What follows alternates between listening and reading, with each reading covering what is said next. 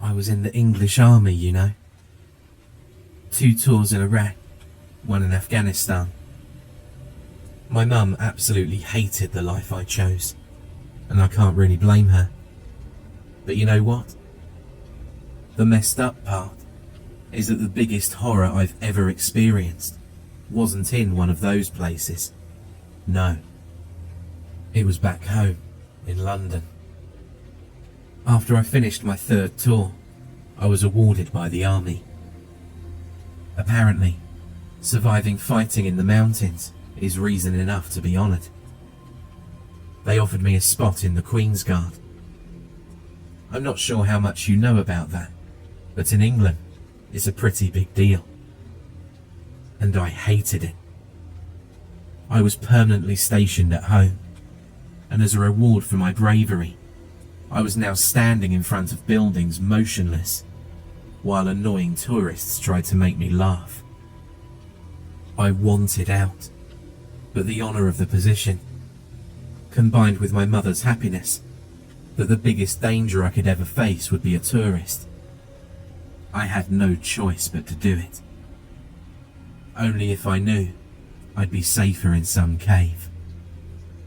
So, I was stationed to work at the Tower of London for a few shifts a week. They were usually 2 to 3 hours long, depending on how many people worked that day. I've got to tell you, that job gets old quickly. Drunk people who try to mess with you, along with annoying tourists who think they're the first ones ever to try to make you laugh. You just want out of your own skin. But it was a job, and it paid, so I shut the hell up and did it. Now, this one day started as boring as any other day. I had a few guys trying to mess with me. Then I had a group of drunk chicks, which wasn't so bad. The heat was just starting to melt that damn hat into my skull when a huge group of tourists showed up. Some sort of a guided tour, I assumed. They all did their standard spiel. Pictures, funny faces, jokes. They all had their cameras out, and they all wore the same t-shirts. Some Big Ben tour rubbish. All but one. I noticed her standing in the back, just staring at me. She was a good-looking woman, probably early 40s, really dark, long hair, and somewhat pale. She did seem to be part of the tour, as she stood with all of the others. After the group finally took enough pictures and realised I wasn't going to laugh, they started moving on. Except the pale woman who stayed and kept watching me. Now, I've seen my fair share of people doing all kinds of stupid stuff to get a reaction out of me. But this was a new one. Not only that, this lady was committed. 2 hours and hundreds of tourists later, she was still stood in the very same spot, just staring at me. The day got pretty hot, and there was no way she was comfortable. But I kid you not, she was calmer than I was. She wasn't smiling, which was strange, because I assumed she was trying to make me react. About 30 minutes later, when the crowd around me slowly died out, she took a slow step towards me. Then another one. Here we go, joking coming, I thought, as she took her sweet time walking up closer. She stopped about 2 feet away from me. She was looking straight into my eyes, tilted her head to the left, then to the right, which I assumed was her attempt at making me laugh. Then I realised this woman wasn't here to joke around. Still standing at 2 feet away, she started leaning towards me. There was something just so messed up about her mannerisms that made me extremely uneasy. She never lost eye contact with me. She kept leaning towards me, while her feet never moved. Her face stopped just short of touching mine, and her position seemed unnatural at that point. Her head started slowly shaking, like when you get out of the pool or a shower and are freezing, you know? And then she scared the hell out of me.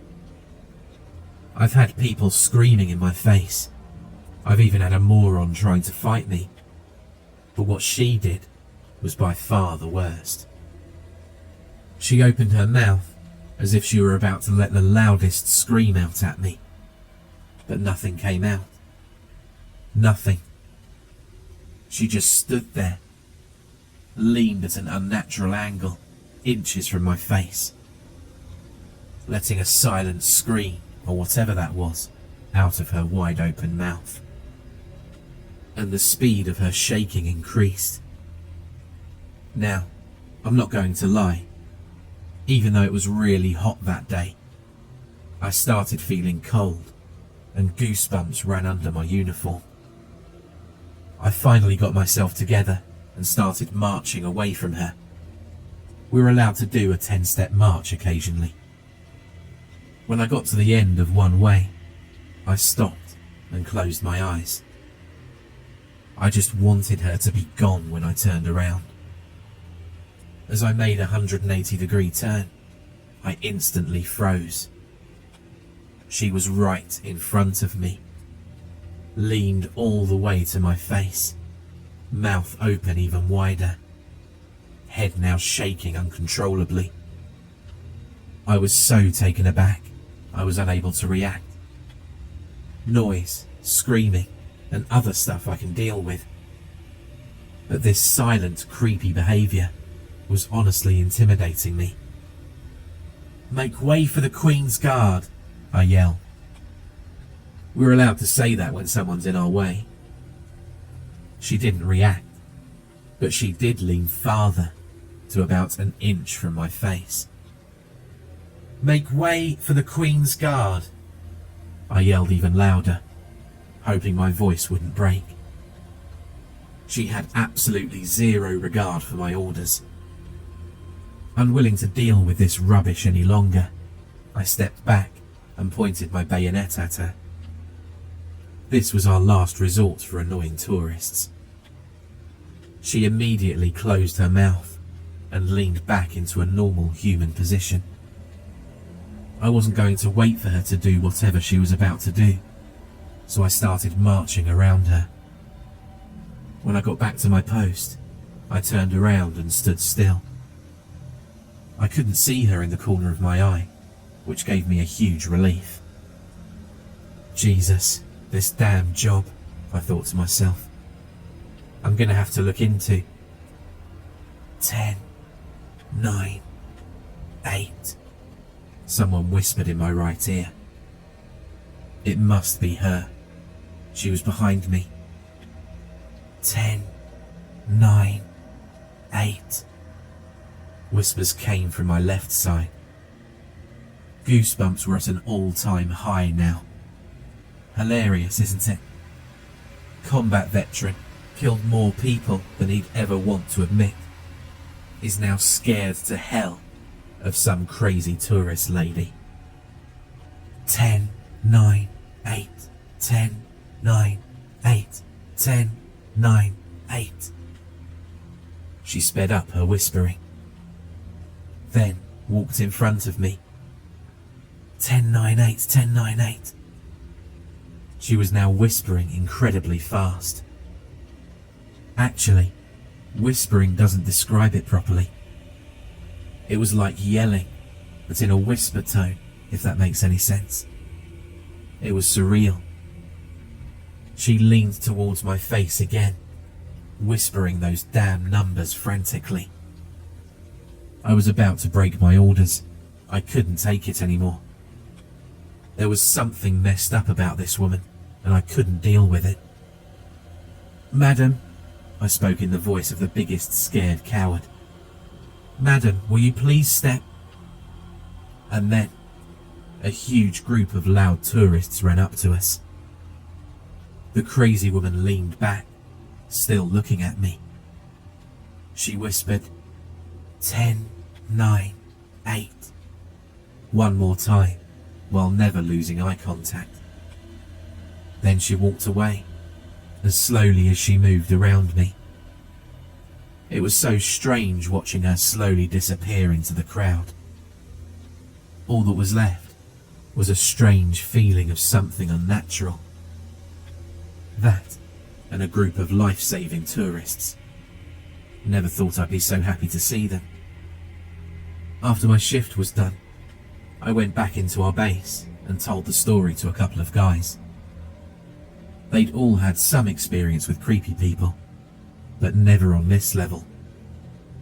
When our shift commander came, guys jokingly told him how I was abused on duty. He wanted some laughs, so he asked for the full story. But when I started telling him what happened, he quickly lost his smile. Stop, he said. Did you talk to her? Sir? I asked, intrigued. Son, did you or did you not speak to this woman? I wasn't going to lose my weekly pay over breaking that stupid no talking rule, so I lied. Of course not, sir. He seemed to calm down. Good. And if she ever comes back, never talk back, understood? And that goes for all of you. The joking atmosphere quickly died out in the break room. I was puzzled, but I was even more tired. So I decided to go home and sleep, instead of worrying about crazy tourists. The next few shifts went by as boring as they were supposed to be. The crazy woman was nowhere to be seen. And since my girlfriend was about to visit me all the way from the Netherlands, I forgot all about it. Tuesday night around 3 a.m, I was awoken by a loud banging at the door. For some strange reason, the first thought that crossed my mind was that messed up woman from a week ago. Oh, babe, would you mind peeping through the hole to see who it is? I lazily mumbled as I gently pushed my girlfriend. She was dead asleep. I swear, nothing could wake her up. Semi-conscious, I stumbled through the hallway and to the door. Who is it? I muttered, while peeking through the hole, but it was too dark outside. That sobered me up. Who is it? I asked again, but the only answer I got was louder banging. Screw it, I thought, as I took a deep breath and opened the door. There were about 1,000,000 things I'd rather see standing in front of me at that moment. And there was only one person I did not expect to be at the door. My girlfriend. I was supposed to pick her up tonight. I nearly lost all control of my legs. 1,000 things raced through my mind. I had trouble comprehending what in the hell was happening. Thanks for picking me up at Heathrow, idiot, my girlfriend said as she slammed the bag on my chest. I was still speechless. So I travel all the way from Amsterdam to see you, and you forget? Really? I wasn't hearing it. I knew I was half asleep when I got up, but there was someone in my bed. I wasn't dreaming, for crying out loud. Stay here, I mumbled as I handed her the bag back. What's wrong? Just stay here. Not knowing where I got the courage to walk to the bedroom, I slowly made my way there. I know what you're thinking. In movies and books, a guy walks into the room and boom, it's empty, right? I wish. I walked into my room and it was completely dark. But I could hear breathing, heavy breathing. My pulse was so high, I was sure I was going to pass out, but I flipped the switch. 7, 6, 5, 7, 6, 5. Whispers came from the corner of the room where she stood. That same woman. She stood almost glued to the corner of the room, her back to the wall. She was looking straight at me. And though I was sure I lost the power of speech, I managed to squeeze out a, "What the?" 7, 6, 5, she said, as she took the first slow step towards me. Her mouth was always wide open, as if she was letting out that damn soundless scream. Every step she'd make, she'd close her mouth enough to say, 7, 6, 5. I couldn't move. Nothing in this world existed besides this woman slowly walking towards me. What a creepy and unsettling feeling. Like, I wasn't physically afraid of her, right? I could take her down and was ready to. But this kind of fear was something foreign to me. Seemed like I was afraid for my soul, as strange as that sounds. You know what I mean? I knew she couldn't hurt me physically, but I was still scared. Not to mention, I somehow slept in the same bed with whatever the hell she is. She came incredibly close to me, the familiar lean, an inch from my face. My breathing was so irregular and loud, it was the only noise in the room. Suddenly, something about this had a strangely familiar feeling. "What the hell?" A scream came from behind me. My girlfriend. I snapped back into reality, turned around and grabbed my girl. "Run!" I yelled as we escaped the room. We ran to the kitchen, where I grabbed one of those as seen on TV steel cutting knives. My girlfriend was just silently weeping at my side, unable to even ask questions. I could hear footsteps. First, I saw her shadow. Then, I saw her calmly walking through the hallway. Her mouth was now so unnaturally wide open, and she wasn't looking at me anymore. She was looking at the ceiling as she slowly made her way to the door.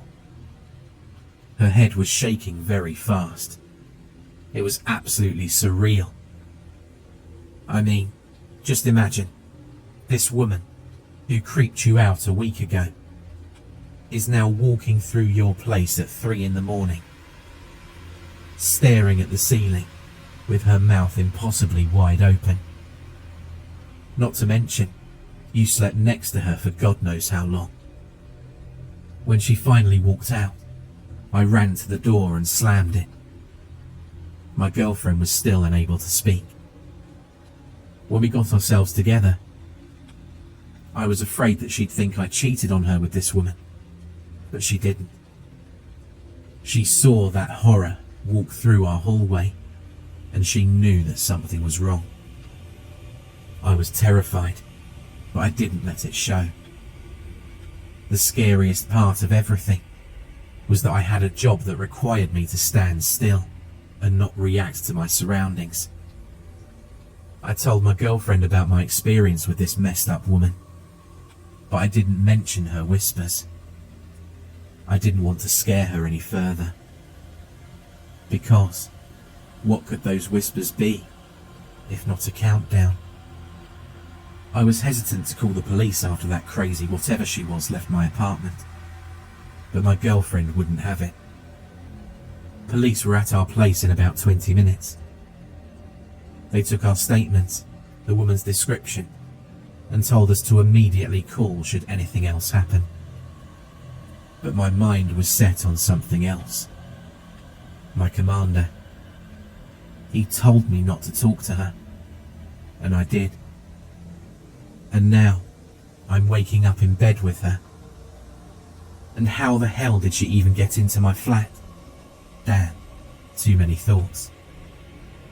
The next day, I went to my commander's office.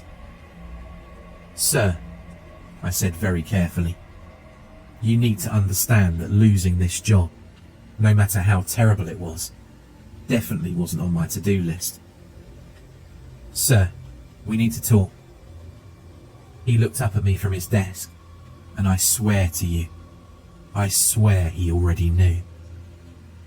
His face lost all emotion. He didn't even ask what was happening. "Sit," he said, as he leaned back in his chair. "Sir, I was having a hard time confessing to breaking the rules of the guard."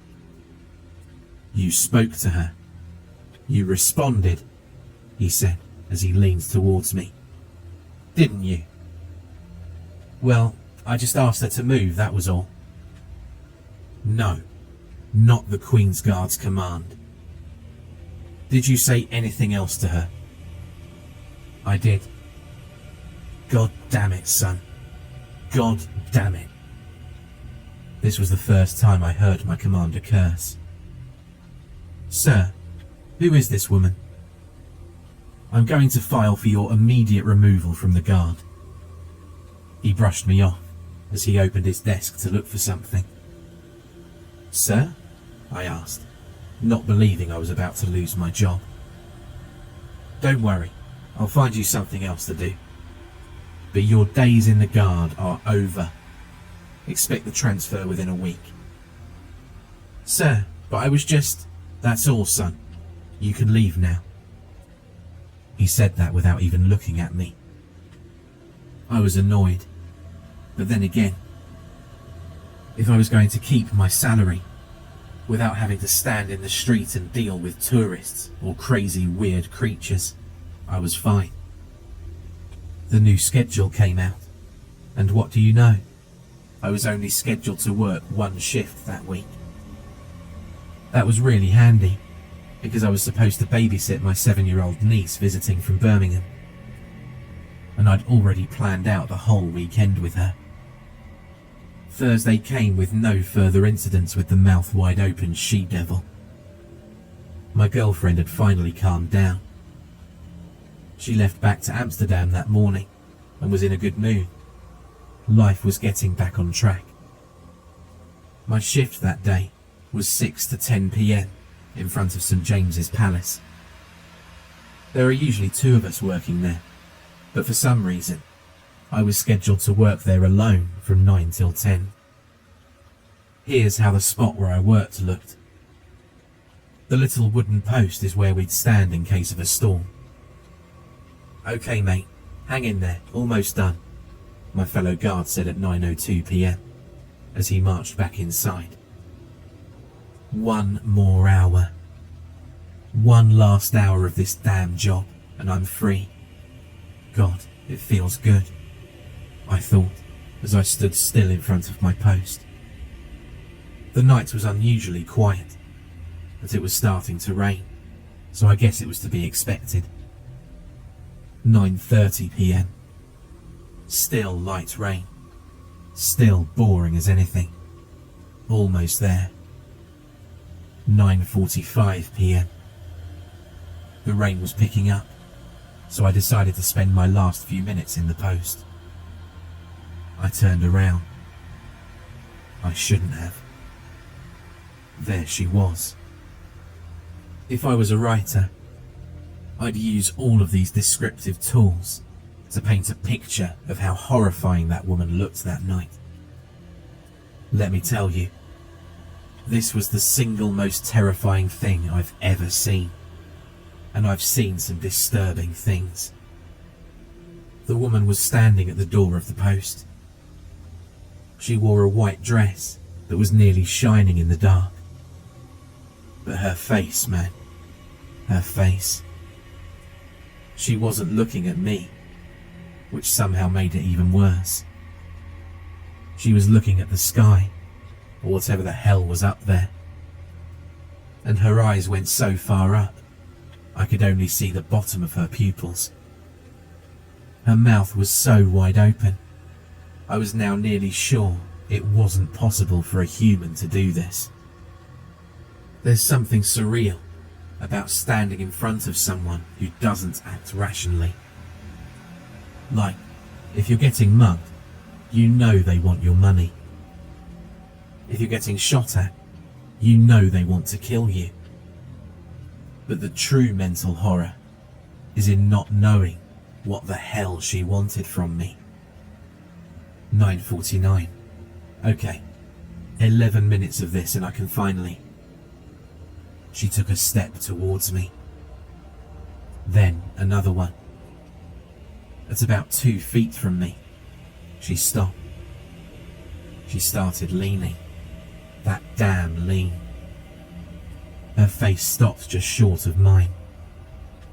At first, her head started shaking slowly, but started to move increasingly fast. It was a small kind of shaking, as I said before. Kind of like when you get out of the shower into an air-conditioned room and start shaking. The pupils were so high up, I could barely see them. Her head was now trembling so fast, I was wondering how it was possible. And that mouth, it gave me nightmares. I swear I saw the corners of her lips starting to bleed, because her skin wasn't able to support the opening. No sound. The street was silent, probably the most silent I've ever seen it. And the worst part is, it was night time. 9:54 p.m. Come on. And then, as if she heard my thought, her pupils dropped back and looked straight at me. I nearly jumped back. She closed her mouth, and I can't believe I'm saying this, but I'd rather she kept it open. Her jaw started rapidly opening and closing, as if she was biting something invisible. Her teeth were hitting each other so hard, I was sure they'd break. That was it for me. I couldn't take it anymore. I took a step back and screamed, "For God's sake, just stop already!" And she did. Her teeth stopped clenching, mouth closed, and she stood back up from the leaning. She took a step towards me, and for the first time ever, smiled. 4, 3, 2, 1. 4, 3, 2, 1. She started whispering, never losing the smile.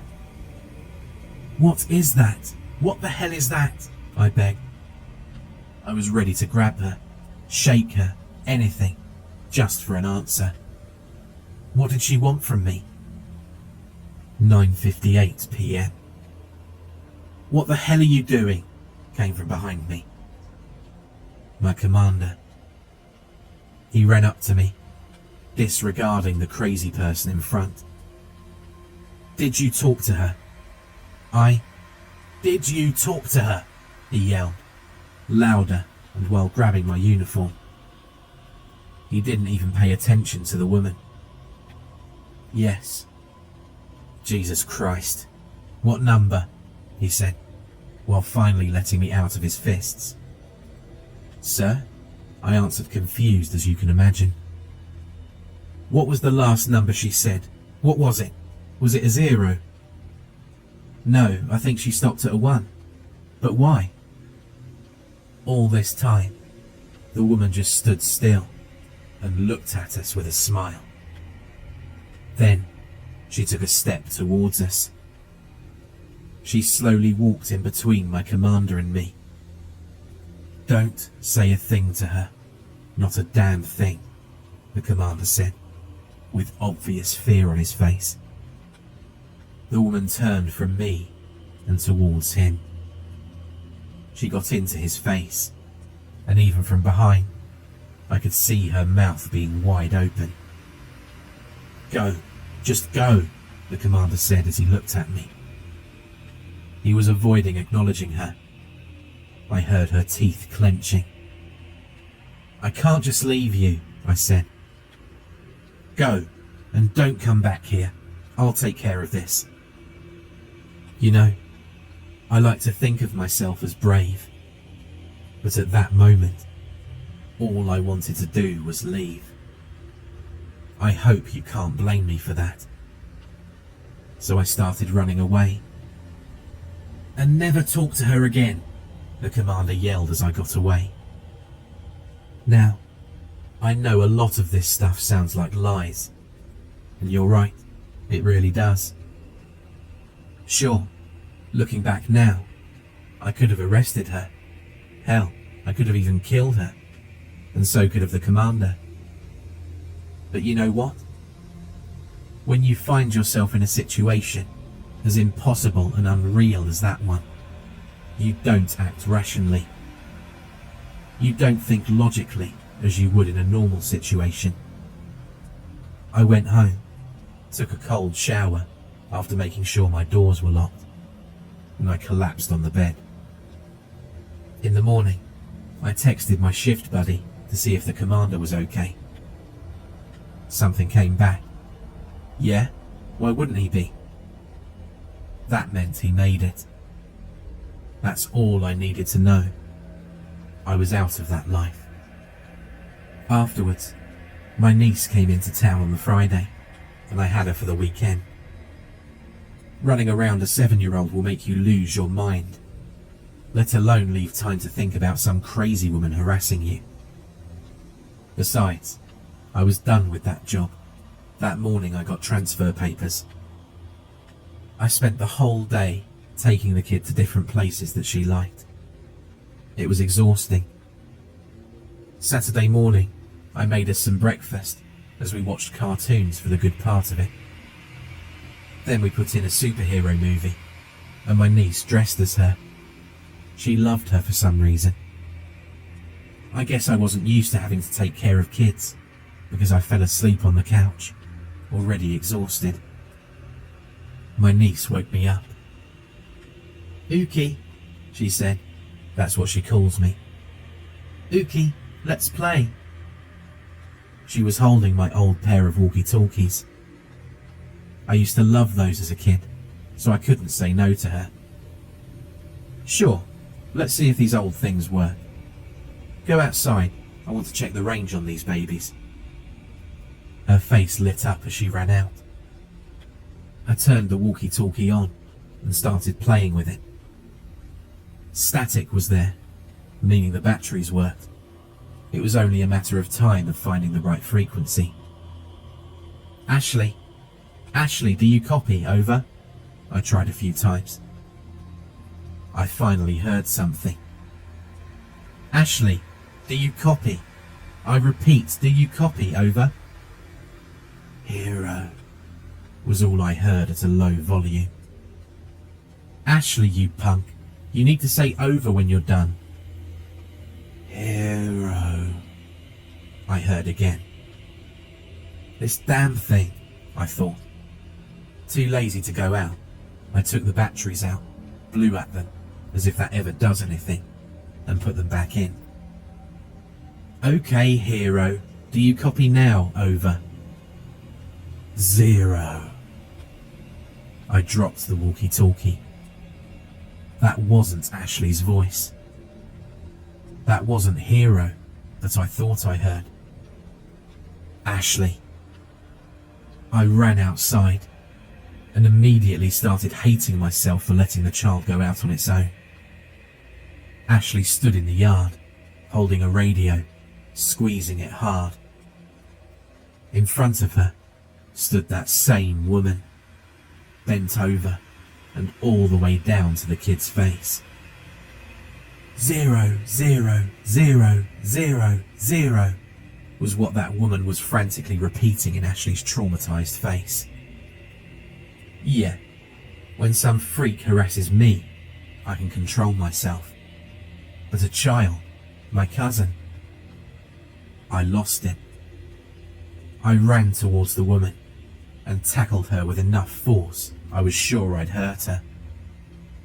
As soon as I hit the ground, I got up and grabbed Ashley. "Are you all right?" I yelled. "Did she touch you?"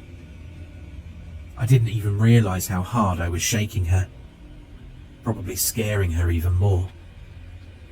Ashley was now crying so hard she couldn't even answer. "Let's go in," I said as I turned towards the woman. She was still lying on the ground, face down. As soon as we got into the house, we went to the window. The woman started standing up. She turned towards us. "I'm calling the police," I told a terrified Ashley as I picked up my mobile phone. "Don't worry, sweetheart, it's going to be all right." The woman took a step towards the window, then another one. Her nose was bleeding, and she was visibly hurt as she was limping, but it didn't seem to matter to her. I'll admit, I was nearly frozen from the rush of adrenaline I had. We just stood there at the window, watching this freak approaching us. "The police are coming," I told my niece, who was still crying. The woman walked up to the window.